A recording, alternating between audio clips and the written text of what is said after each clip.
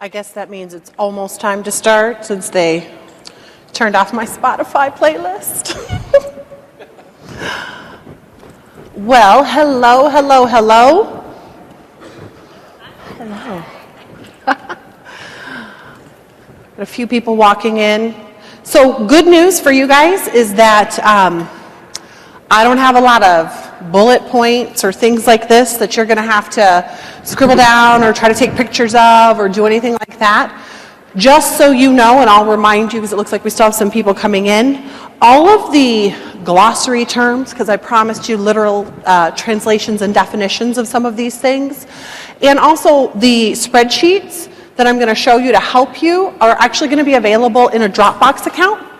And so my Twitter, @NextLevelBriggs, beautiful Miss Bobby Heron, could you tweet that link for us for that Dropbox account that I sent you? So all you have to do, go to my Twitter, grab the link to that Dropbox, and you'll have the definitions, you'll have the spreadsheets, you'll have everything that you need, all these tools that we're going to talk about today. So, all right. Give everybody just a minute on that. It's all like sunshiny. I do need a tan, so. Okay, so this is a nice little phrase that goes around my dealership all the time. We sit in meetings, I've got my dealer principals with family-run group, of course, we've got a brother and a sister. Now, we sit at the table, and we've got vendors come in, and I'm going back and forth with them on things, and they, of course, look to the dealer principal, because they want to know, am I going to sell this? Am I going to do what? And then what Marla Feldman or Jay Feldman typically says is what she said. And they point at me. So they don't really understand a lot of the stuff that we're talking about, but they have me, so they have faith that I know what I'm doing and I'm looking out for their best interest. Not every dealership has that. So what we're going to talk about today is that craziness. We're going to translate that digital metrics into car guy speak. Now, I am going to preface this right now. Some of you will not agree with me that this can be done. I was recently talking to someone about this session, telling them what I intended to do and what I was going to share, and they said, that's impossible. Okay, been working for me. Might not work for you. You might take what I talk about and tweak it a little bit, but all I want to do is share some things that I do that help to actually get everybody on the same page. So let's get started. Ta-da! So we have a car guy, right? Or a car gal. I consider myself to be a car guy. And then we have this wonderful term. I think I saw the person who helped to coin this term, digital diva or digital dude. We can swap those things in and out.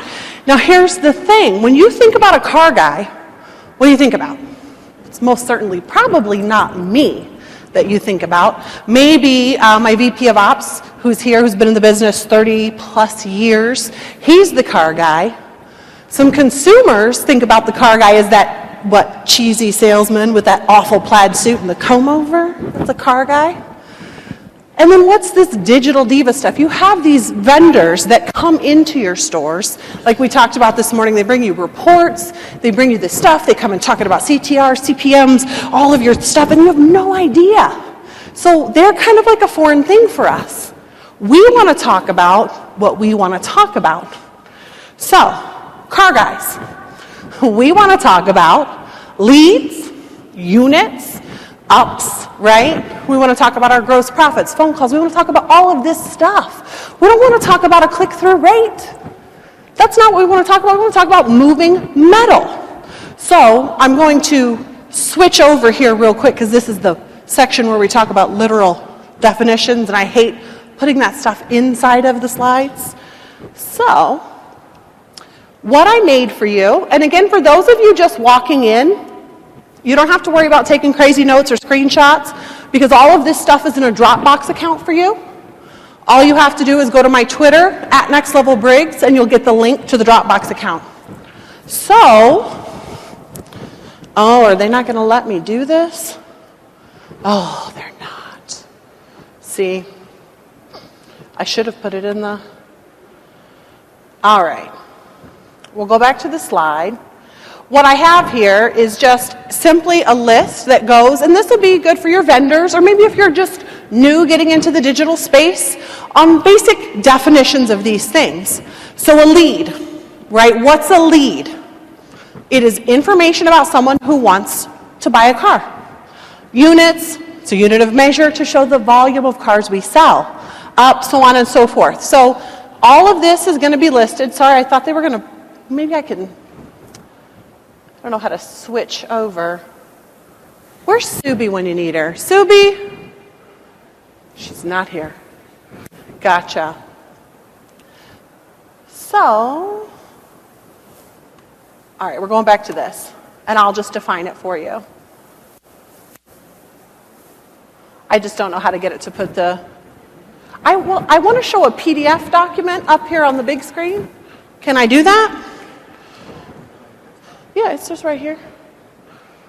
I just didn't know how to. Oh, beautiful. Save the day. Good.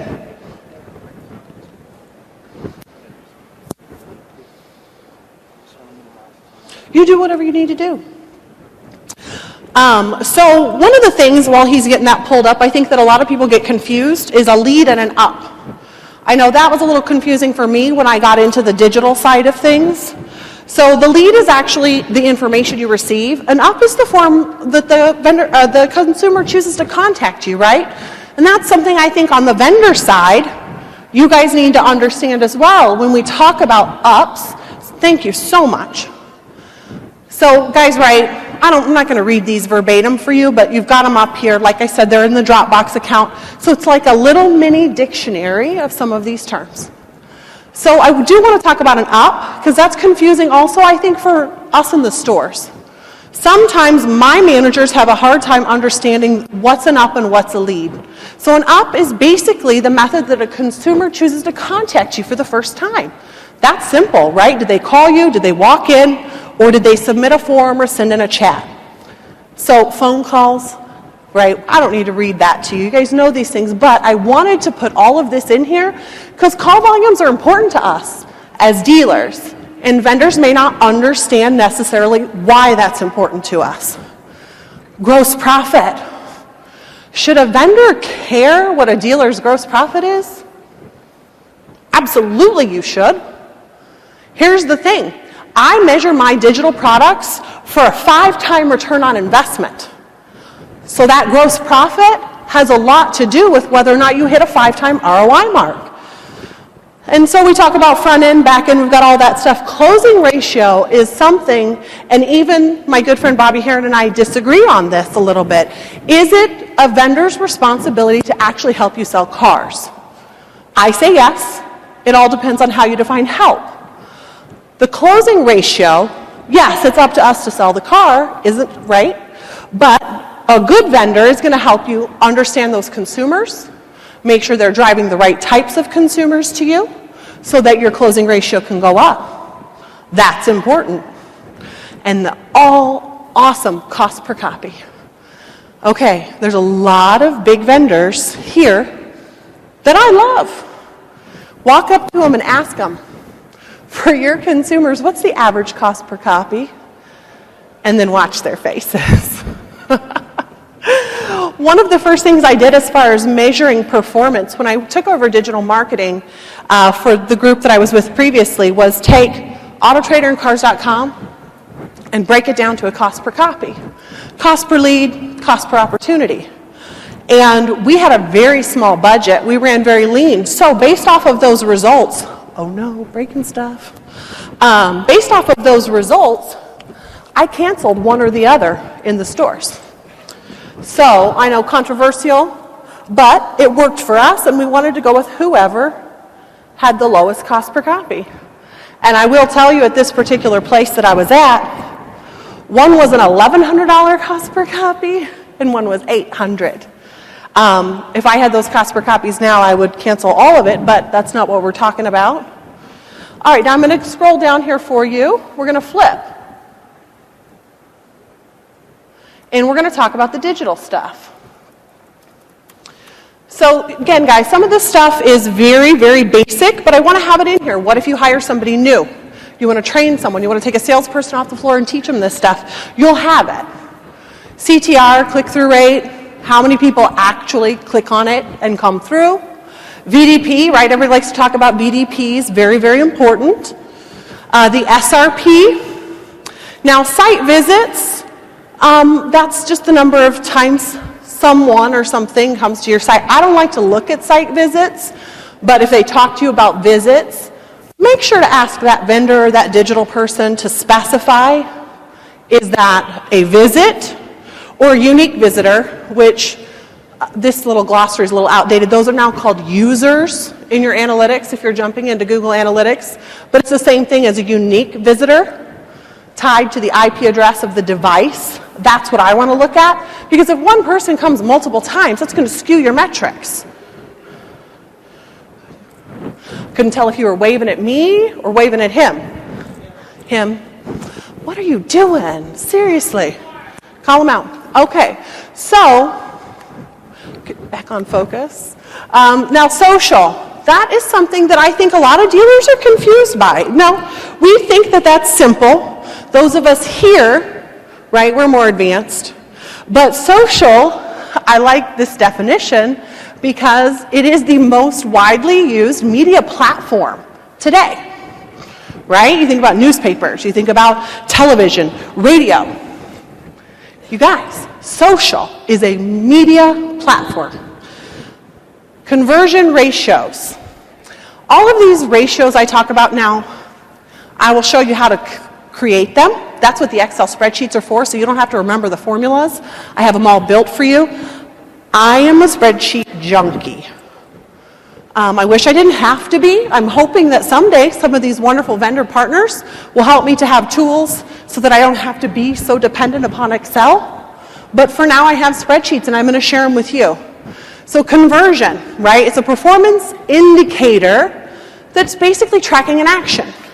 Now you can set up different conversions in your analytics if you want to know how you're converting from an SRP to VDP to measure your merchandising health, right? Measuring a performance of that. Or what I like to talk about for conversion ratios are conversions to opportunities. Phone calls, leads, texts, chat. Those are conversions. It's important for you as a dealer to know what those are and to understand it. SEO, search engine optimization, and I think this is becoming so much more important to us and to our investments, and so many dealers still really don't have a clue what it is. Even Bobby and I, who are considered to be advanced dealers, we learned something yesterday new about SEO that we didn't know. The rules are constantly changing on it. What you need to know is that this is one of the most effective and highest return on investment ways for you as a dealership to get your name out there and get your product out there. So you need to know and understand search engine optimization. Now, cost per click. So that's also known as SEM. That's something that I think gets confused, right? It's okay, raise your hand, because when I first got into digital marketing and dealership, I didn't know what the heck the difference was between SEO and SEM. Anybody have that moment? Oh, you guys are way smarter than me. Oh, you're honest. Yes.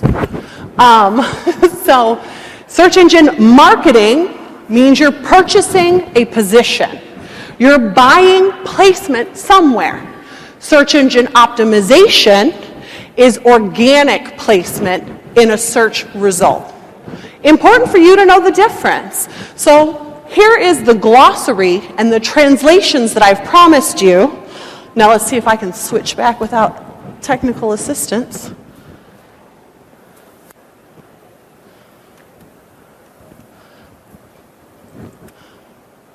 Boom. Is it going to work? Yay! We got to go forward again now. Okay, so this slide, of course, was the first page we talked about, second page that we talked about. Those are the things that are important to our digital divas, our internet managers, e-commerce directors, digital marketing vendors, or agencies. So, the reason that we're here today is simply put that miscommunication equals missed opportunities. Here's the thing. You think that techie kid that you put in a role as an internet manager comes in and starts talking to you. Like, I got no idea what this kid is talking about. I just wish he'd get out of my office so I could look at the cross-sell. Right? Here's the thing. What he's talking about, if you don't understand it, you're losing money. That cross-sell is going to look a whole heck of a lot worse if you don't learn how to clear up those miscommunications. I like this one. A, because it's slapping, and B, because it's comic books. So, somebody has to translate it, and that's what I'm here to help you do today. But like I said earlier this morning in a session, I want you as dealers to press on your vendors to help you do this. You guys, one of the things that made me really successful was making people work for their money. If you had a sales rep, an accounting clerk, someone who wasn't pulling their fair share of the load, would you continue to keep them on staff? Would you have a counseling session with them and say, hey, I need you to step it up? I would. That's what we do as managers. If you don't have the resources in your dealership to have someone who knows this stuff, push back on your vendors. I've got a lot of my vendors in here. They will tell you it is true. I'm very pushy. I've actually coined a little term, professionally pushy. Because then, hey, you know. So make them work for their money. Don't feel bad about it. And here's the thing, sometimes you're going to ask questions that don't make sense. Do it anyways. If you're wondering about it, if you're curious, just ask. If they don't respond properly or they make you feel like it's a dumb question, ask for their manager. That's what your customer would do, right? All right, so if you can't do it in-house, lean on your vendors. Vendors in the room. Step up and offer to do this. If you notice that your stores aren't performing, your customers aren't getting the best return on their investment, help them understand this. Or that means that you're going to have to understand what they're talking about. All right, so digital speak translated, right? Now we get it, because before it was just craziness. Now, if I don't know the conversion rate, how on earth am I going to know how many times I have a chance to talk to a consumer that wants to purchase a vehicle? I have to understand that. So the same thing goes for why should we care? We care because if you know how many times a vendor or your website or a product or whatever serves you up an opportunity to talk to a customer who's looking to buy a car, anybody in this room that's a dealer not know your closing rate? Do you know your closing rate on opportunities? If you do know your closing rate on your opportunities, raise your hands. We've got a few. We're going to talk about that in a minute, if you're a dealer and you don't know your closing rate. Because if you know how many opportunities they serve you, and you know what your closing rate is, guys, you just have an estimated number of units that you're going to sell based off of that product. All right, you guys know your average gross is, right? You might not know your closing rate, dealers. You know your average gross, right? So then you can take your average units times your average gross, and then you know what your estimated profit, well, once you subtract the cost of the product. So that's also how I measure my 5 times ROI. Now, what I'm going to provide to you guys in the spreadsheets is high level, but we can get into the weeds, and I can talk to you guys afterwards about some super geeky stuff, but I want to kind of keep this just high level, give you the tools. If you want to geek out with me, we can geek out. All right, so the car guy speak. I'm going to talk about this translation. We did it, right? We showed the glossary. Now, one thing that I love is when a vendor actually used to work in a car dealership. More and more vendors are recruiting. Actually, I want to give props to somebody out here. I don't remember, their booth was orange, did a recruiting sign. Thank God I don't have any of my people here. But it was smart, because they know that they can better serve their customers if their staff knows what it's like to be in a store. And that's why a digital diva or a dude should care They should care about understanding what happens in a dealership, understanding how we take those opportunities that they give us and turn it into money. Anybody who's ever run into me, they really know I'm not necessarily materialistic, but I love to make more money for my business. I am an accidental car guy, but I'm a businesswoman. So I want to do smart business, which is why when I got into this side of it, I started diving into all of these numbers and stats, and I saw this language barrier. So, now that we've translated, we broke through the barrier, what are we supposed to do with all of this stuff? We have to quantify the results. We have to take those numbers or those metrics from both sides, now that we know what the heck they mean, and do something with them. So, this is knowing your stats, right? We talked about the car guy side. You know, you're going to notice at the bottom some of these stats are all the same. If you do not know your unique visitors on your own website, call your website vendor and ask them. Right? That makes sense. They work for you. You pay them money. Or have someone do it for you. If you don't know your conversion ratios, if you don't know how well your site goes and gives you phone calls or leads, again, ask the person who works for you in your internet department, digital marketing, your marketing agency, or your website vendor. Ask them. These numbers are important to you and to the profitability of your store. Lead volumes. We know these kind of, right? If you're in this department, how many form fills did we get? I love how everybody is saying leads are going down. Lead volumes are going down, down, down, down, down. My leads aren't going down. If you understand some of these metrics, and we can talk about that a whole lot later, and you learn how to create that conversion, you can still get leads. And call volumes, we all know this when the phone rings, so important. Now, when we look at the spreadsheet here in a minute, you're going to notice your lead volumes and call volumes, your closing ratios are going to be different. So you need to calculate it. Your average grosses are also going to be different on those. Not because the shoppers are different, but because your staff's not trained on how to hold the value on those internet leads. I was in a meeting or a forum somewhere, and everybody's like, oh my gosh, we can't make any money on internet leads. Guys, I'm going to show you my closing ratios. The spreadsheet at the very end I'm going to show you is not in the Dropbox account, but I want to show you how I bring everything together. I have a store that closes their internet leads at around 21%. That includes hand raisers too. Somebody also asked me if I took hand raisers out. I love a hand raiser. But their average gross is over $3,000 on an internet lead because that team understands the consumers and how to work the deal. Now, I have one store, and I got the good, bad, and the ugly in there. I got one store, they're only doing $800. It's a Hyundai store in a Detroit market, trying to tell me we can't do that, but my other Hyundai store does okay. All right, so digital divas, unique visitors, or users, or impressions. I threw that on there after the session this morning since Greg said we should look at impressions for SEO value. So, click-through rate, what is it? Vendors in the room, if you're going into a dealership and you want to sell them a product, please be able to tell them what this is. I had it was a traditional company who's going into digital. It was a radio station or something, selling homepage takeovers, right? Was in the college town. It was football season. You want to be on my website.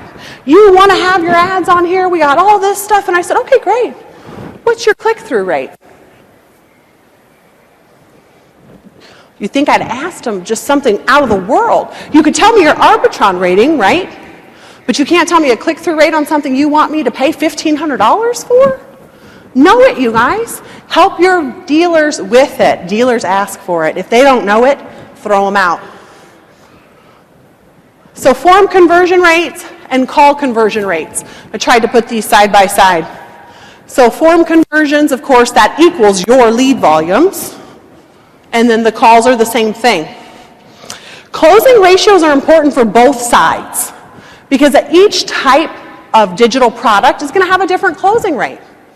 The consumers are at different points in the buying cycle, or there was a big debate on whether or not the funnel still exists. I like to still say some people are high funnel, some people are low funnel. I know that it looks like a giant ball of yarn, but it makes my car guys feel more comfortable, and I understand that transition through the buying cycle. So units sold, important to both, average gross and cost per copy. Now, here's the fun part. I suck at math. That's the other reason why I'm addicted to Excel, because it does it all for me. So let's switch over to the Excel spreadsheet. You guys, this stuff is actually just, I really made it very high level, very simple. Uh-oh, I need help again. I don't know how you did that. Let me hit this. See, I didn't put video or audio in here on purpose so that I didn't have technical difficulties. That is not working out exactly the way I want. Perfect, now we're ready. Okay. This is the best part, too. Seriously. What did he do? I should have paid attention. Mayday! Mayday! 911.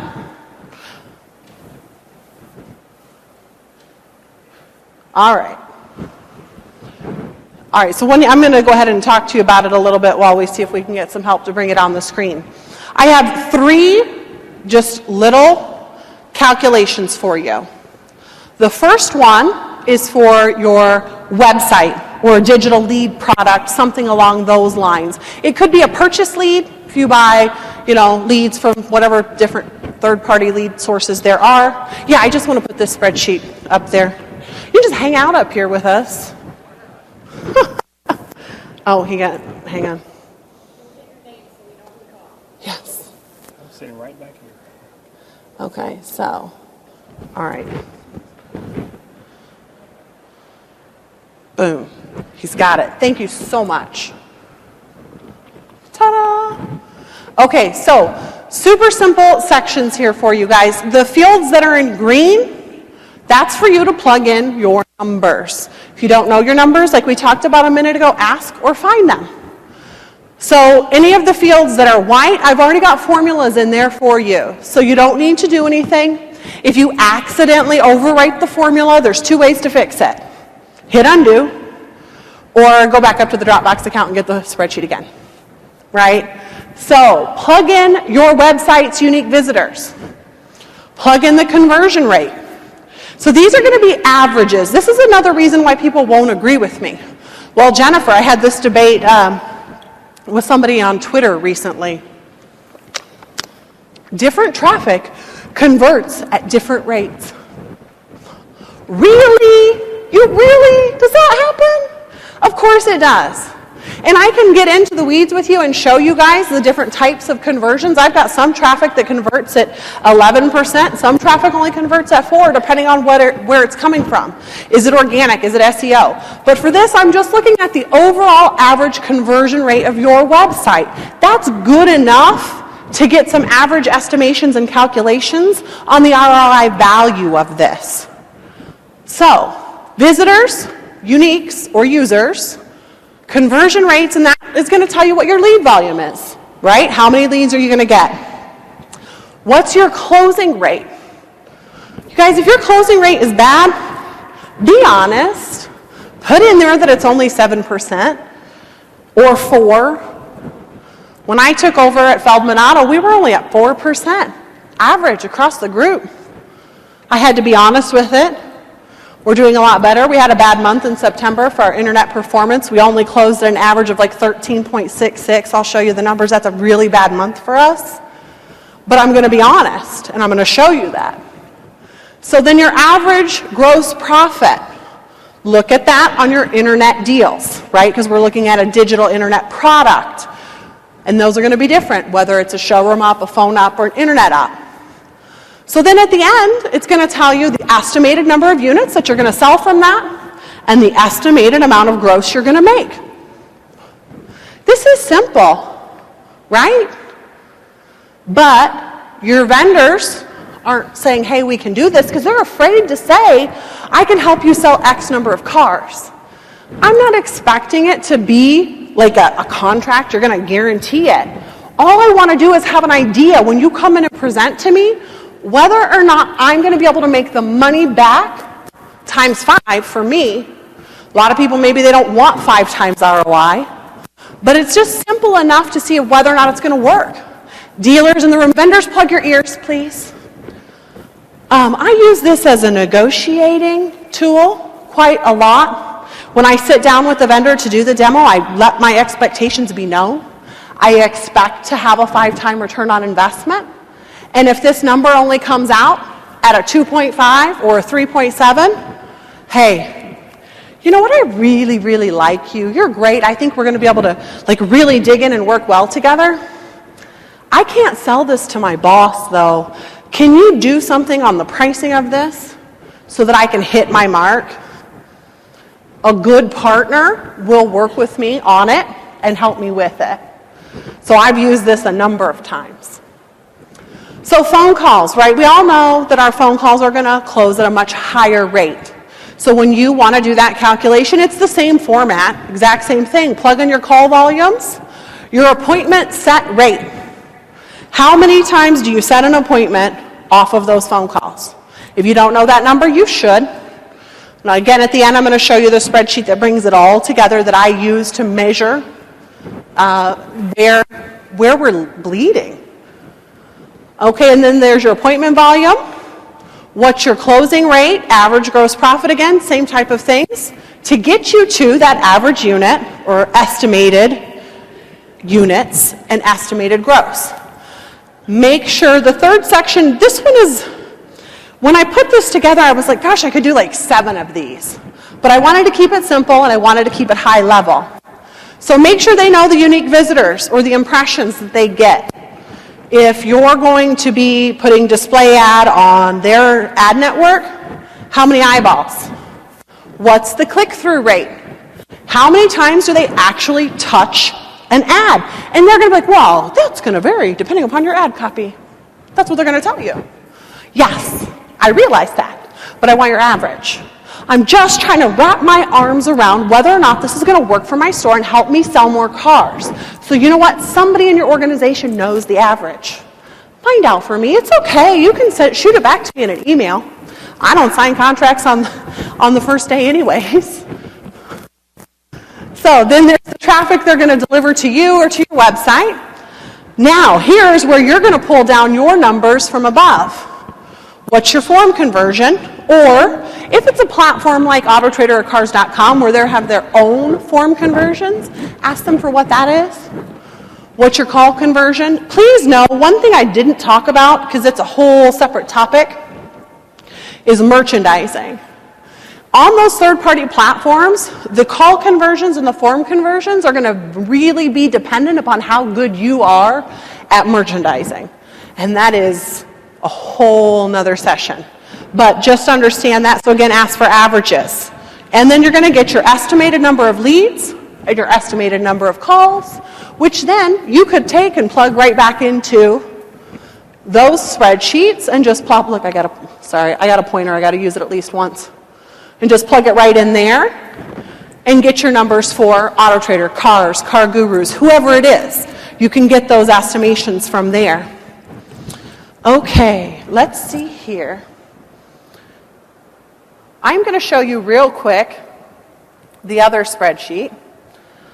This one is a little bit bigger. This way I don't have to, if I get stuck, we don't have to come back. These are my September numbers for my digital department. So I've got 8 stores. I'll make this a little bigger for you guys. I know, I live in them. But this is a very, very important part. We'll just scroll over here in a minute.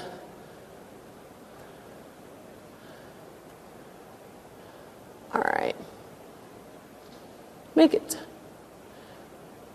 No, we're not going to be able to fit. We'll just go big. Go big or go home, right? Okay. So I have 8 stores. You might have multiple stores. You might have one rooftop. But we know one thing in this industry, or in sales in general, people who are in the sales profession are extremely competitive. So being able to pull this metrics to get all the metrics together is part of the way that I took us from 4% to almost an average of 15 on good months. Like I said, we did pretty bad last month, but it's September, our market, that always happens. Not too worried about it. So I have our lead volumes in here. This is coming straight from my CRM. This is specifically just internet. You can do the same thing with your phone volumes, plug them in. So then I look at the appointment set and the ratios. I look at the ratios more than I look at the numbers, you guys. Anybody ever work your financial statements? You look at it as a percentage of revenue, right? Because that's a better number to look at because it's going to show you how you compare to a prior period as opposed to looking at a dollar. Well, here's the thing. I want to benchmark what these sets are at. And I want to know, I got a store who's only setting their appointments at 29.7%. I have a problem in my BDC. That closing rate, if it were lower at that store, wouldn't be on my floor, it would be there. I need to coach, I need to train, I need to maybe look at the types of leads I'm driving to them. So of course, then appointments shown, that's very important, right? How many people actually showed up? What's the rule, right? 50% you should set an appointment with, 50% should show, 50% should buy. So then look at what your shown ratios are. We're doing pretty good at most of the stores. We have a nice confirmation process. Then what I want to look at next is sold, right? Because that's what we're all focusing on. And then I also look at the shown sold. Because it doesn't matter how good you get at your digital part, if you don't set your floor up for that transition, and that's what happened to us right at first. We made all these investments in training for our internet departments, appointment setters. We have a mixed structure. We have cradle to grave too. But the closing rates weren't coming up as quickly as we wanted. And I'm sitting in front of my dealer principal, and he's like, well, what is that? What? We made all this investment. What's going on? And I said, your shown close is only 32%. So we did all the training in the BDC. That's fantastic. Now we got to start training with the sales managers on the floor and the sales team, so they're prepped and ready for those customers. So now most of our shown closes are much, much higher. I do have one store where the BDC is performing ridiculously well. They're hitting all of their numbers, but I have a problem on the floor. I only have a 12.5% close rate because I only have a 40% shown close. Do I have green peas? Do I have a desk manager that's not making everybody follow the process? I need to look there if I actually want to improve that. So one thing that I don't know if you guys look at, I look at it. The internet sales penetration. Because if you focus on your sales penetration, which then everything else is going to fall in line, right? If I want X percentage of all of my units to come from my digital marketing efforts or my digital ad sources, that's going to show there. So we're doing pretty good. I want my import stores to be between 40-45%, and my Chevy stores to be around 35%. So what I'm going to do, I'm going to slide over now so that you can see it. There's my average gross column there. There's my little Highland store that's got their wonderful, wonderful $3,000 gross profit on internet. So this spreadsheet then just takes the total sold times the average gross. Now, I want all of my stores to be at least a 15% close. I know that's a little bit higher than average, but I'm not good with average. 15% is the bare minimum I want them to hit. I like it around 20, mostly because that's how my pay plan's structured. So, all right, so what I did in order to motivate and create competition was show them the difference and show them the money that they're leaving on the table. And for you dealers in the room, this is important. For you vendors in the room, you'll be able to close a lot more deals if you could help your dealers see the money they're leaving on the table and the number of units they're missing. So this is what I show my sales managers every single day. Every single manager in my company gets this report. New cars, used cars, finance. They hop on the desk sometimes. GMs. Everyone gets this report every day. So my stores that are at 15%, that's negative, you're doing good. You're not missing any deals. You're not missing any money. You'll see as we go down, of course, highest to lowest. So the people on the bottom are like, dang, I got to do something. And then at the bottom, I can show my dealer principal that our performance, because we didn't hit that 15% average, we lost out on 57 car deals. And we should have made an additional $80,000 in gross. But we didn't, so we need to dig in and we need to tweak. Now, I will share with you, before I started doing that, this number was about 280 car deals we were missing. I'm not even going to tell you what the gross was. But it was enough to motivate everyone to roll up their sleeves and get to work and make this work. And this is a mix of looking at the metrics for our digital products, but also looking at our processes, right? As dealers, you've got to understand it's not always the product, it could be the process. So then just to be a little bit more ornery and push for more competition, that very last section, I only send that one out at the end of the month. I put in there, so because you didn't perform as well as number one in the group, that's what you left on the table. So that's 180 car deals. Had everyone closed at the 20-some% that my little Highland store did, we could have made an additional $260,000 in gross profits. You guys, this is digital metrics converted to units and gross. So a lot of people disagree with me that you can do this math, but I do it every day. It might be fuzzy math, average, estimate, but I tell you what, it really helped us to understand what was going on, what was working, what wasn't working, and how to even fix our processes, because yes, for the vendors in the room, sometimes your product is great, and the dealer doesn't have a process. But I have to look at all of these numbers to see where I'm bleeding. And pulling together all of that and looking at this every day helps us to identify where we're having issues. And showing this to my entire management staff every day helps them understand why it's important to understand all this digital talk, all this digital diva language, right? All right, we're going to switch back to the PowerPoint presentation.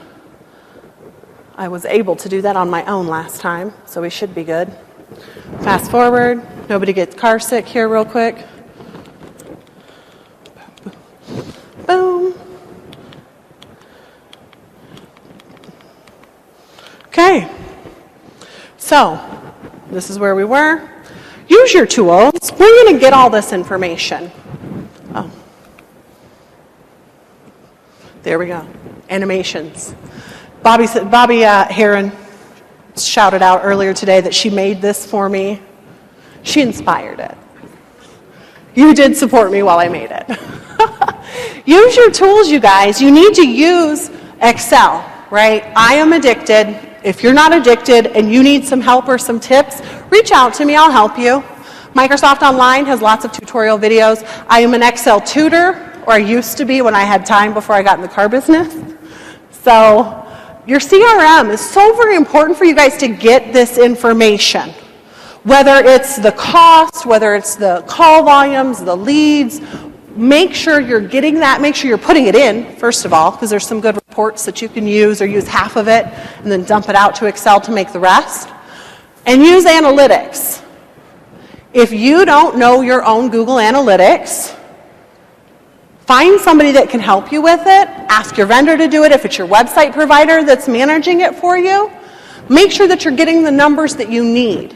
These are your tools to put all of this math together to come in and move the needle on the digital metrics. Okay. I don't know if they're in here. Sean Raines and Greg Gifford called me a Star Trek fan. I was deeply offended. So I put this slide in here just for them.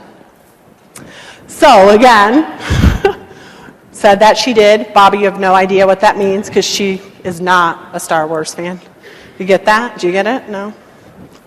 All right, does anybody have any questions? I don't know how much time we have, but one of the things I always like to do is, it's about you, and it's about your stores and what's going on with you. So it looks like I might have yeah, we got a couple minutes, I think. Anybody?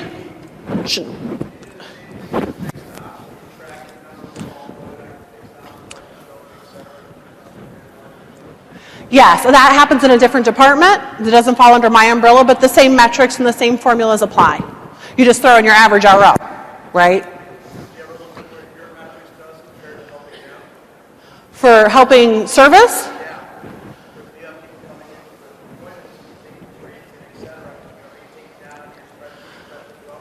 That's a different type of opportunity for us, but yes. So that's an outbound opportunity for us. These ones, what I showed everybody today, is just measuring inbound, but absolutely. Yes.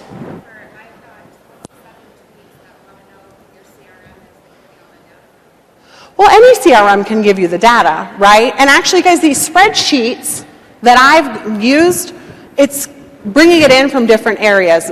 We use VinSolutions. We used to use eLead. Either one of them gave me this information. That spreadsheet didn't change. If you don't know how to get that information in your CRM, call your provider. I'm going to take us back a few steps. Make them work for their money. Got a couple of our Vin guys here. They've gotten very fun phone calls from me because I can't get the reporting that I need. So, any other questions? All right. I think we only have 2 minutes left, so I think I did pretty good. If you don't have questions, if you do have questions later, tweet me. Let me go back to the beginning here and put that Twitter handle up again. All of these definitions, the formulas, the spreadsheets, that stuff is in the deck is all in that Dropbox account for you guys. So everything is there. Bobby, did you tweet that out? Twice. Fantastic.